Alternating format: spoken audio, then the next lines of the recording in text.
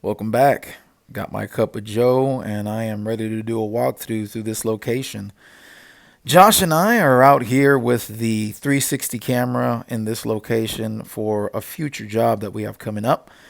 And it's going to be another corporate style promo. And it's actually because of the last job that you've kind of seen in the last few vlogs with a plumbing company.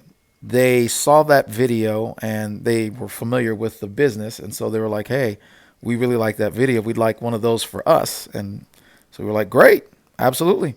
So we jumped on that. And as usual, lately we charged a good going rate so that this way we could throw in there proper days for pre-production. And so that's exactly what we're doing here. We're doing a location scout. We're going out there and we got the 360 camera. And it's a little tip that Josh learned about. He was in the Filmmakers Academy for a while there. And that was one of the things that we saw, what's his name? Shane Hurlbut was doing when he was talking about location scouting. And he brought a little 360 camera and he was going from every place. And we were like, that's a brilliant idea. We got our 360 camera. And that's kind of what we do nowadays. But we don't necessarily film it anymore. As you can see, Josh is kind of holding it up for a second and then pulling it down. We're actually taking pictures for the most part because we used to film a lot of video for the pre-production portion, but then realized we were kind of wasting a bunch of space because all we would end up doing is going into post, finding the shot that we wanted, getting a screen grab, and then using that as our reference photo. So I was like, well, why don't we just take a shot? I mean, what he's doing right now is BTS for his vlog. But yeah, we're going around and we're taking photos. And actually what we're doing is then we're taking that still photo. We'll throw it into our iPad and then throw it into an app where we could kind of draw using the Apple Pencil. And then from there, we'll draw like our lighting diagrams on, okay, this is going to go here. This is going to tell us how many stands we're going to be using. It's going to tell us where we're going to set the light, what kind of modification we're going to put on it. Light modifiers. And so this way when we come in, we're not kind of like, oh, what are we going to do in here? And I think I want to shoot into this corner. No, when we go there on the day of the shoot, we're like, we know exactly what we're going to do. We're going to set the light up here. We're going to set the modifiers here. We're setting cameras here, and we'll all have that information. So even if we end up hiring somebody else, usually the guy we always hire out is Augie. You've seen him on the channel. And so let's just say we were going to bring in Augie at the last minute. We don't even have to tell him too much about the shoot because we have these documents on the day of the shoot. We could just show him like, hey, this is the document. Check it out. And this we'll know this goes here, that goes there. So these location scouts are very beneficial for us. You know, we're bringing out the Sunseeker app, trying to find out, okay, we're going to shoot it around this time of the day. Where's the sun going to be at? So on and so forth. So all of it is very, very important. You know, pre-production is very important. Otherwise, you find yourself running that videographer mode, and it's like the old saying, you spray and pray. You know, you're going to shoot, and hopefully you get the best shots. But speaking about pre-production, our buddy Robert showed up to our video professionals meetup that we had this day, and he brought the storyboards that he's working on. And he didn't draw these. He actually has a girl who draws them for him professionally, and he was just kind of showing them off. And I was like, dang, these look amazing. Let me get a shot real quick. And if there's any of you guys who need some professional storyboards like this, let me know. Hit me up in the comments, or I'll actually throw some of our information down in the description. But just so you know, if you need anything professional, it's there. Now, this in particular here is a client that I've been working with for over 10, well, no, it's about to be 10 years. In 2025 makes 10 years.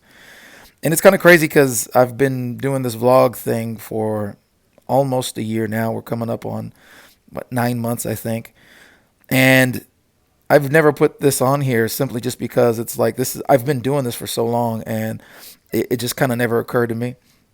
So yeah, I work with this jiu-jitsu instructor, and he's well known. He's really good at what he does, and you know, I've been shooting video for him for the last almost 10 years, like I said, and it's been a great job. He's been a retainer client.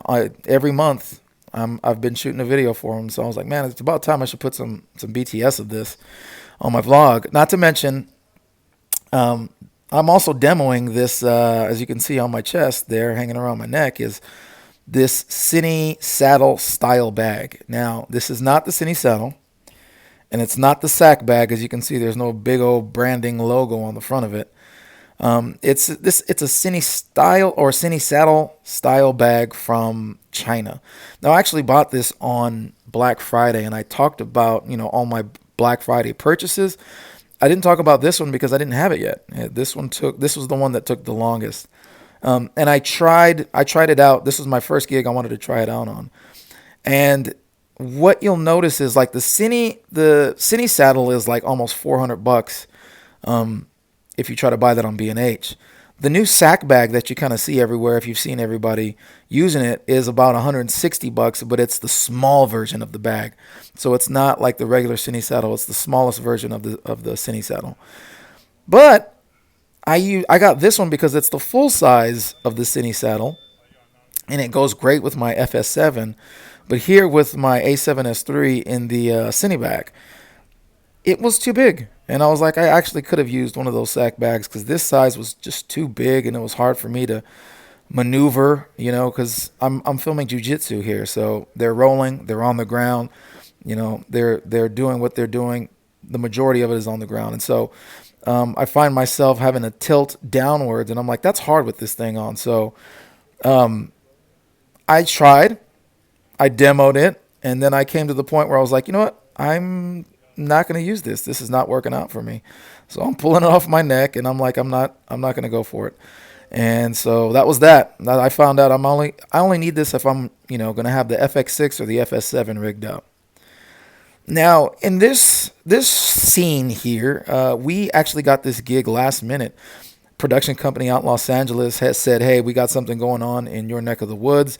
We won't be out there to shoot it. Can you shoot it for us? And we were like, absolutely. We often white label for other businesses, and so we were glad to take it. So, not bad today. Not bad. Just basic event coverage. Pretty simple. Would love to have gotten more behind the scenes, but events move too fast. And that was absolutely true in this gig. I mean, it was just like we got there early and immediately. Well, let me explain what this is. This is kind of like as you can see, this is a protest for something at a government building. As you can see, the sign says hands off Medicaid. So they were protesting somebody in the building about something had to do with Medicaid.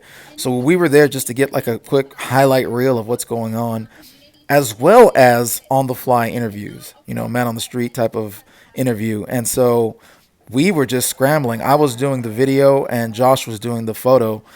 And it was taking me so long to set up the tripod. Josh was like, okay, let me throw this guy into video mode and get some shots. But that's why there's not that much BTS, because I was like, well, the priority here is the work. The BTS can come later. So we did get some interviews. It didn't occur to me until afterwards, but I kind of did a boo-boo. I framed every interview to camera left.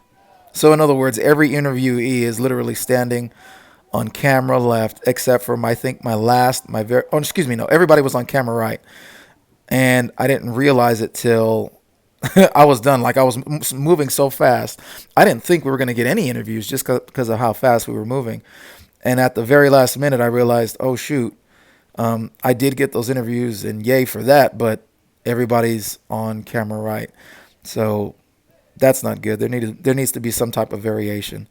But it is what it is. I didn't do it. Hopefully the editor has some skill to be able to see, hey, we could flip this one in post and make that work. And hopefully there's not, writing on people's shirts or whatever. But anyway, that was the majority of our last 2 weeks or so, just kind of jumbling everything together. Usually I like to put everything in one job per video, but like I said, the BTS of some of these jobs just really didn't go down. So, but I captured what I could.